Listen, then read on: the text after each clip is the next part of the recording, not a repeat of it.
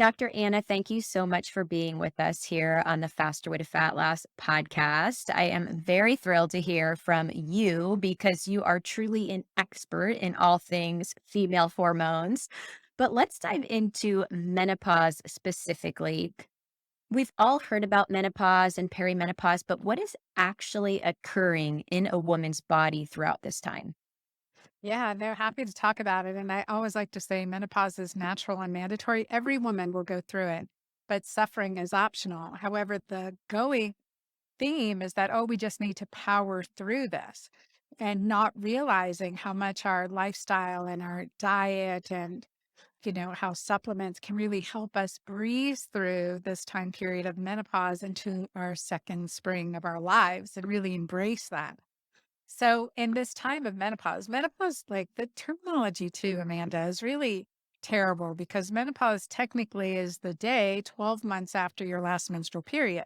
But then what happens if you have a period after that? Or, it's all kinds of stuff.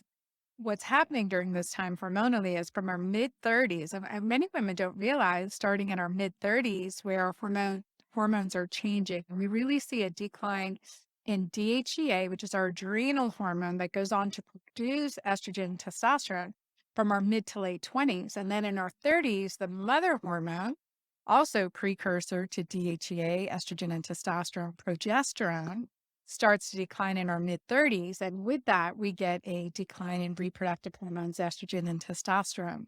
And so it's this long standing transient process that's happening.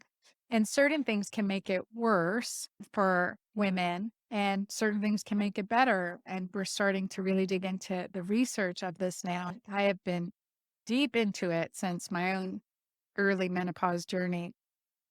I hope you guys heard that quote that Dr. Anna shared. She said, menopause is mandatory, but suffering is optional.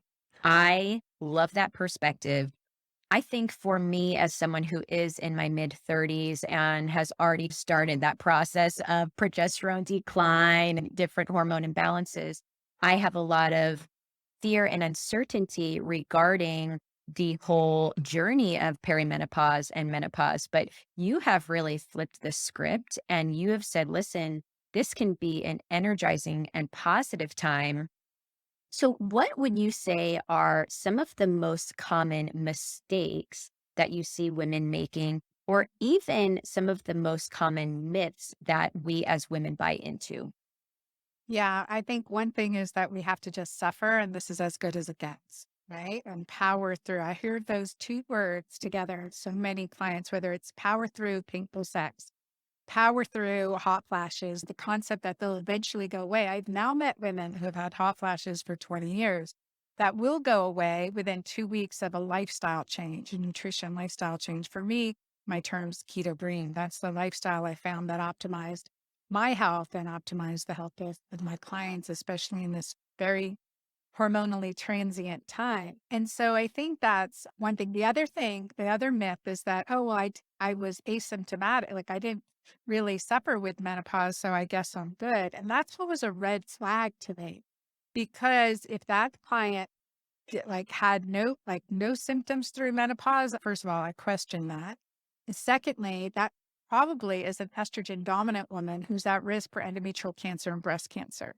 So that's where I want to do a pelvic ultrasound. I want to do thermography on the breast, maybe ultrasound, and just look like, let's just take an extra look here and see what's going on. So those are some of the flags. And I do believe like we can empower our body, but sometimes those are my clients, especially if they said they really didn't have hot flashes. I think estrogen dominance, and that's a risk factor. So there's that. So, if you could share some mistakes that you see people make, and you reference women who, in 2 weeks of switching up their lifestyle, might eliminate hot flashes, what were they doing prior to that 2 weeks to perpetuate the symptom of hot flashes? Oh, yeah. The number one is snacking. As we hit menopause, we naturally become more insulin resistant. And for those of us who have the genetics for insulin resistance, diabetes, heart disease, PCOS, that's even more potent. So no snacking because we want to become insulin sensitive. The second thing is too much sugar, even the healthy sugar, the fruit smoothies, it's just too much on our system as we age. And so that high glucose and snacking will increase insulin resistance even more. And one of the most common, like no one talked about this. I didn't understand this was a cause of hot flashes, that insulin resistance was a cause of hot flashes until I started seeing it in my community. And when I went off my own keto green plan, I'm like, oh, well, I've been cheating lately and now I'm getting a hot flash. What's going on? So I dug into the research. I had to search for the role of insulin on hot flashes. And sure enough, there's a good amount of research on that. And that's the other thing with my clients. We make them intermittent fast, like 13 to 16 hours. And depending on our metabolism and our metabolic health, I like my audience, I like my women, and I need to break fast, a bit late today, break fast by 10 a.m., 10 or 11 a.m. And we tend to do better metabolically longer if we do that. So that's one, intermittent fasting, no more snacking. The Mm, second thing is making sure we're getting enough protein. That's key. And movement. And you're the queen of movement. So those who are listening have that dialed in already for sure. And then I use adaptogens. I use my Mighty Maca Plus Greens formula, which was the adaptogenic formula that I discovered or created as I traveled around the world, that I contribute partly with God's good grace to the reversal of early menopause at 39, helping me have a baby naturally at 41, the child I was told I would never be able to have. Those are some key things that I use in my life and my clients' lives to really create a easy transition into the second spring of our lives. yes, yes. So many good nuggets. Insulin resistance is a big topic of conversation for the faster way to fat loss females because many of us do have polycystic ovary syndrome. We have other hormonal imbalances or metabolic disorders that are negatively impacting our ability to also burn fat effectively. I personally was diagnosed with PCOS when I was younger.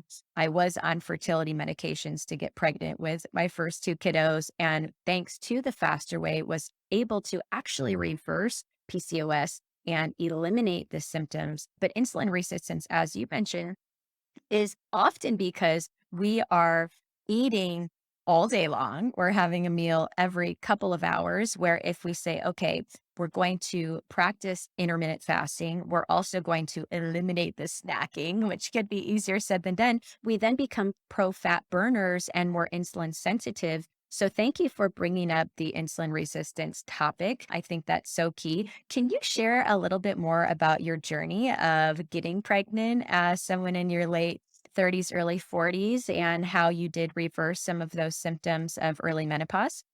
Yes, yeah, I definitely do. I want to touch on the PCOS concept first, really quickly, because one of the things that I recognized really early in medicine, we diagnose the problems. We give you these diagnoses and they sound terrible, like dear PCOS, and that's polycystic ovarian syndrome. It can be interpreted as fat genes, infertility genes, right? Acne genes, all of those things. And what the reverse is true, the absolute opposite is true, that those of us with the propensity towards a polycystic ovarian syndrome or insulin resistance are survivors, are the leaders, are the creators, are the, survivors, right? You're the head. You are designed to be that warrior princess. Or for many of my teenagers, clients, when they'd come in, I'm like Pocahontas genes or Milan genes or Amazonian princess genes or whatever, whatever could relate best to them. But that's the genetics you have, not fat genes, not infertility genes, not acne genes. So we have to optimize our environment so we are optimizing our genetic potential. And I didn't realize that. I had the fat gene, struggled with weight ever since I was a little girl, and I had no idea.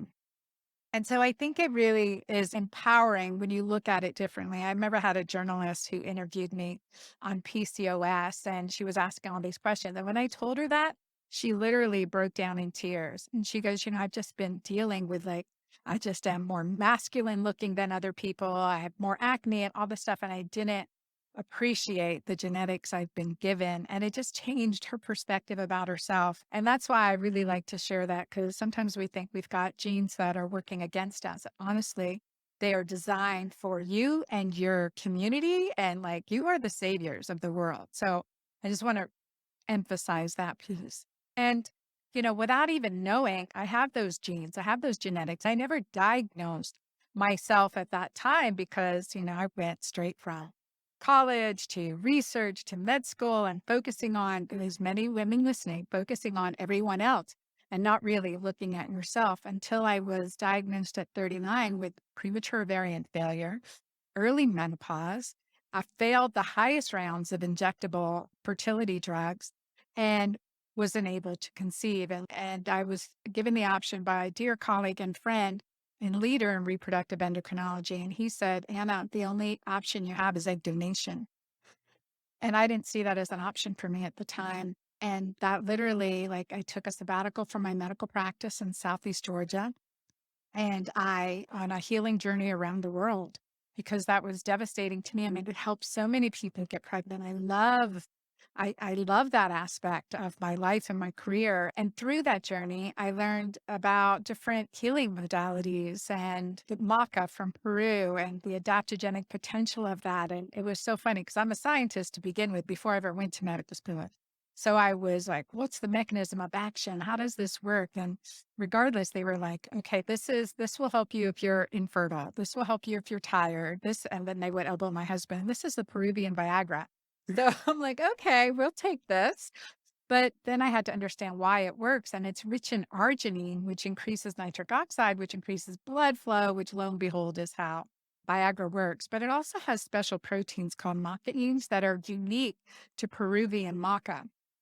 And so I learned about this and I was like, oh, what else is out there that I didn't learn in medical school? That's not something I can write on my prescription pad.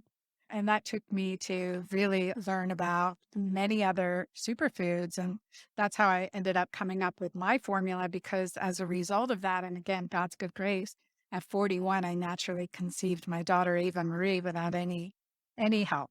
So Unbelievable. That is so fantastic. And it's interesting because my vice president for technology is from Peru. And so she's constantly talking about maca and, oh, this is a great drink. I'm going to add maca. And I love that you have a product based around maca, which is such an incredibly powerful ingredient. Thank you for sharing about your journey and your story because I find that to be so inspirational. You mentioned protein. And I 100% agree with you. You said, listen, if you are in a perimenopause and menopause journey, don't simply have that high sugar smoothie. Don't simply put fruit into a smoothie. At Faster Way, we love to have protein shakes. Protein, protein, protein, protein.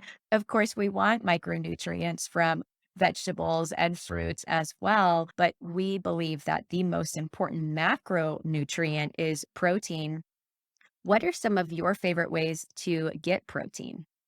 oh my goodness. So yeah, definitely I'm a big, I love protein shakes. I think that's amazing. I'll just think about what have I cooked the last few days here at home for the family. Last night was organic, free range, pasture raised chicken wings that I cooked with adding on some amazing sea salts and spices and herbs. And the day before we had a ground lamb mixed with eggs and vegetables that I just stir fried into one pot. If I can make it in one pot, one stir fry, one dish, oh my gosh, life is so good.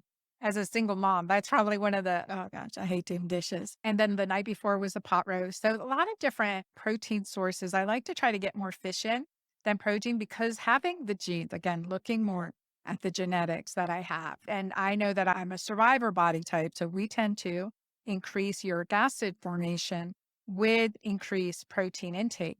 So we need to make sure we're clearing it. And that's where all the alkalinizers and greens come in to help with clearing the purines and focusing on that, but also using other, instead of just red meat, using fish and like to use salmon, whitefish. Oh my gosh, there's so many good sea bass. I love amazing fish and seafood too, to really adjust my protein sources as much as possible that way. Okay, I am salivating over here. Can I come to your house and have a meal? Because that I sounded hope delicious. so. And I haven't broken my fast yet today either. Wow, that sounds delicious. Some women think that our sex life is over once we hit menopause. So tell us, how can we reclaim the relationship intimacy? What are a few of your top tips? This is something that's really important, whether you're in your 30s, 40s, you've been married for a few years, or single, partner, no partner. The number one thing is tapping into what makes you happy. What makes you happy? What increases the most powerful hormone in our body? And that is the hormone of oxytocin. Oxytocin is that love connection bonding hormone, the hormone we get through spirituality, through sex, through laughter, through affection, through knowing that we have good community and people have us, we're held in a safe space. That's oxytocin. It's in direct opposition to cortisol. And one of the things that I say, it's not about foreplay, although, as I would say, foreplay starts in the morning with bring me a cup of coffee, but it's oxyplay. It's what are we doing on a daily basis to increase the fun, the laughter, the lightheartedness, the gratitude in our life and in our relationship. And now there are physical change. With that said, oxyplay, number one, write that down. That is number one thing on my prescription pad today is oxyplay. So the more orgasms you have, the more laughter you have, the better you're going to be. And I say this from a point where I've been to the pits of hell. I've been to the verge of suicide, not once, but multiple times. And I can tell you that I'm living my best life ever, and the best relationships ever. And so I have a 3-generation household, me and my daughters and my granddaughter. And so it's a beautiful place to be. And oxytocin is the most number one longevity hormone too. So the more we can increase oxytocin in and outside of the bedroom, the better health we have and the better our other hormones are too. And with that said, the natural changes as we age, like vaginal dryness is one of those big problems. And that leads to decrease in muscle tone of the pelvic floor, decrease in sensitivity, and that decreases pleasure. Like, I want none of that. I want to maximize pleasure. I want every woman, even from now moving forward, to have the best orgasms and the best responsiveness in their lives. So, and I can say at 56, that's absolutely possible. That's absolutely possible. Coming from a place where even for 10 years of my marriage, I never had an orgasm during sex. So this is, don't settle for where you are, and then let's look at what's going on. What's the negative? What's working against you? And it's usually three things. It's usually disconnect. Again, you're disconnected from your partner. It can be discomfort, having discomfort with sex. And the third issue is lack of desire. So disconnect, discomfort, and desire, the three common issues I see that decrease the enjoyment of sex and pleasure. And again, no partner, no problem, self-pleasure, and understanding what your erogenous zones are, what pleases you, increasing sensitivity and sensation is really key. In vaginal dryness, we fix that. We fix that with, I created a product for me that helps with bladder incontinence and vaginal dryness. That's my product, Jova. And then where do we use bioidentical hormones in the mix to prevent those changes that are happening as a result of time? So Mm. Oxy-play. I love that oxyplay. phrase. That is so funny. I am breastfeeding, so I'm consistently every 3 hours having that oxytocin pumped through my body, and I think being pregnant and postpartum breastfeeding, like, that is, for me, one of the sweetest times and seasons of life because there's so much joy and happiness, but it's important that we're considering how to continue that particular hormone pumping through our bodies on a daily basis.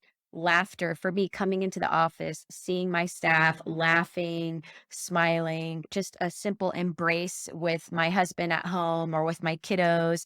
Recently, we did the love languages test again. We probably did it for 15 years ago, but did the love languages test again. And I'm like, okay, I'm high on the physical touch side of things for love language. And for me, that's a way to increase oxytocin, but then also words of affirmation and gifts and acts of service and those things. I love that.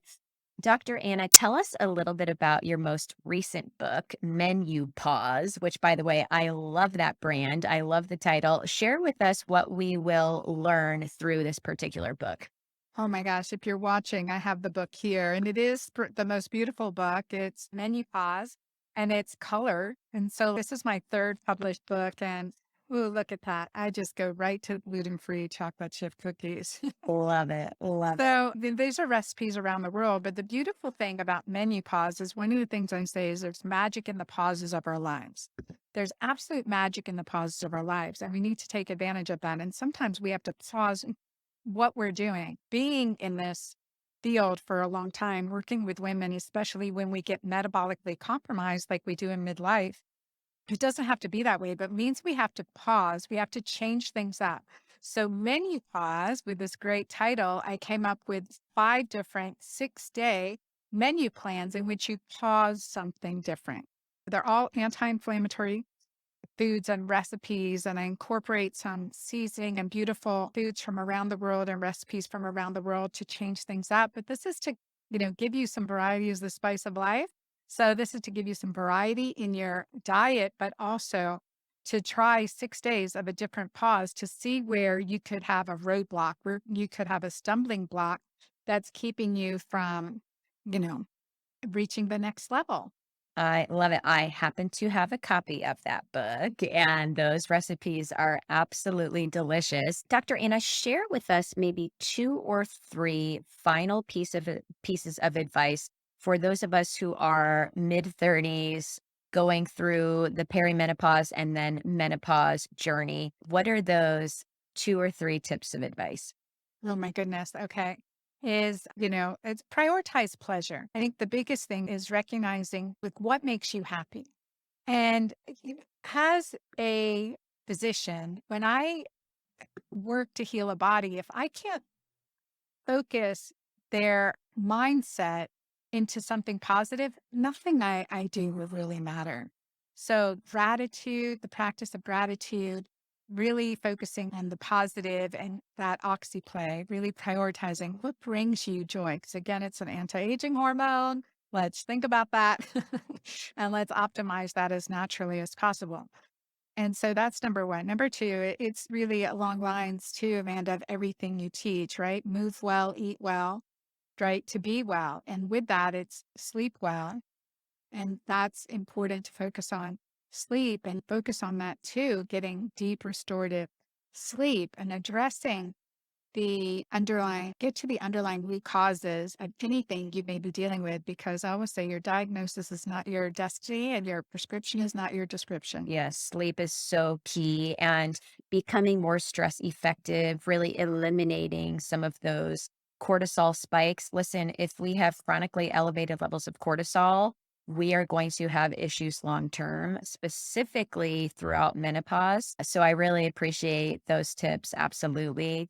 It truly has been a pleasure to hear from you today. We are absolutely going to do this again. We'll do some additional bonus trainings for our gals in our 50 plus round of the Faster Way to Fat Loss. But thank you so much for your time and for the value that you provided. Oh, my pleasure. Thanks for having me, Amanda. Bye, everyone.